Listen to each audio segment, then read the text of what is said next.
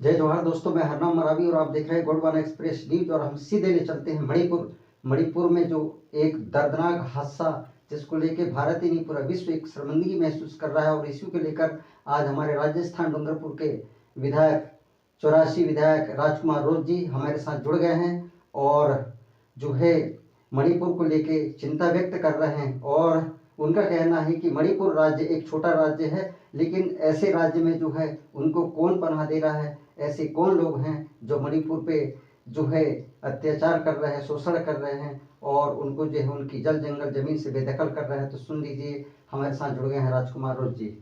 जोहार साथियों, एक दो दिन से ये सोशल मीडिया पे एक वीडियो आया है। मणिपुर में कुकी आदिवासी समुदाय की महिला को निवृत्त करके उनके साथ सामूहिक बलात्कार करके उनको सड़कों पे घुमाया जा रहा है। ये पूरे देश को शर्मसार करने वाली घटना है। हमारे देश के प्रधानमंत्री जी कहते हैं 56 इंच का चीना है, ये अमृत महोत्सव है, हिंदू राष्ट्र स्थापित करेंगे। ऐसा हिंदू राष्ट्र हमें नहीं चाहिए। देश की महिला सुरक्षित नहीं है और पूरे देश में आदिवासी समुदाय पर विशेष संकट आया हुआ है। मणिपुर की बात करें, ये वीडियो 4 मई का बताया जा रहा है और इसमें 21 जून को एफआईआर दर्ज हुई है और अभी तक कोई गिरफ्तार नहीं हुआ है। ये है अमृत महोत्सव, ये हिंदू राष्ट्र है। ये आदिवासी समुदाय को मारने का, खत्म करने का षड्यंत्र रचा जा रहा है। मणिपुर में मैतेई और कुकी आदिवासी समुदाय के बीच में राजनीतिक लाभ लेने के लिए षड्यंत्र रचा गया है और इसमें 150 के आसपास अब तक आदिवासी मारे गए हैं। कई ऐसी महिला हैं जिनके साथ सामूहिक बलात्कार करके उनको जंगलों में फेंक दिया गया है। 1.5 महीने से वहां पर नेटवर्क बंद है, नेट बंद कर रखा है, सोशल मीडिया कहीं एक्टिव नहीं है। लेकिन ये वीडियो कहीं से हमारे तक पहुंच गया है और देश को पता चला। ऐसे कई अनेक वीडियो हैं, कई ऐसी अनेक घटना है, इससे भी भयंकर घटना हुई है मणिपुर में, आज भी जारी है।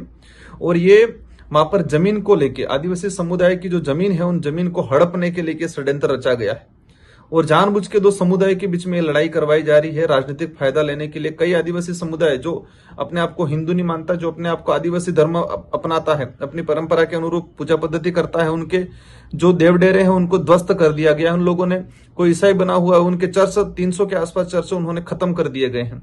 इस तरह का तानाशाही रवैया अपनाया जा रहा है। आप सभी जागरूक हो जाए।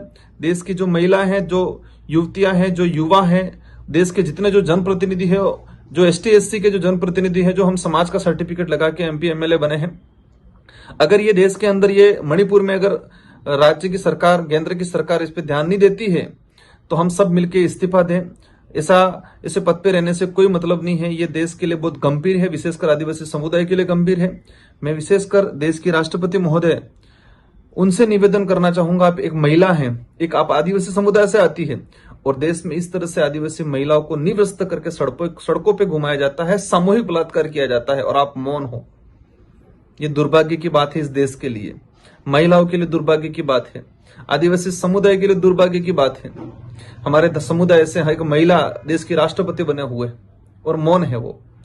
देश में आपसे विशेष अनुरोध है महामहिम कि जल्दी मणिपुर में राष्ट्रपति शासन लागू किया जाए और वहां पर शांति स्थापित किया जाए। उच्च स्तरीय कमेटी बना के वहां जांच कराई जाए और पूरा राष्ट्रपति शासन लागू करके अपने कंट्रोल में लिया जाए। वहां आदिवासी समुदाय खतरे में है। 2 से 2.5 लाख आदिवासी समुदाय इधर उधर विस्थापित हो गया, उनको मारा जा रहा है बुरी तरीके से। सरकारी रिकॉर्ड अब तक 150 लोग मारे गए हैं, इससे भी ज्यादा लोग मारे गए हैं।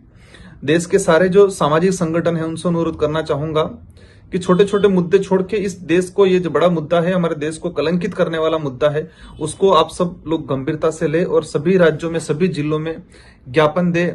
इस सरकार को, केंद्र की सरकार को एहसास कराए। विपक्ष में बैठे हुए कांग्रेस की सरकार को, कांग्रेस के जो नेता है उनको भी कहना चाहूंगा, आप खाना पूर्ति करना बंद कर दें। आप भी आदिवासियों के लिए लड़ना है तो दिल से लड़ ले, ढंग से लड़ ले।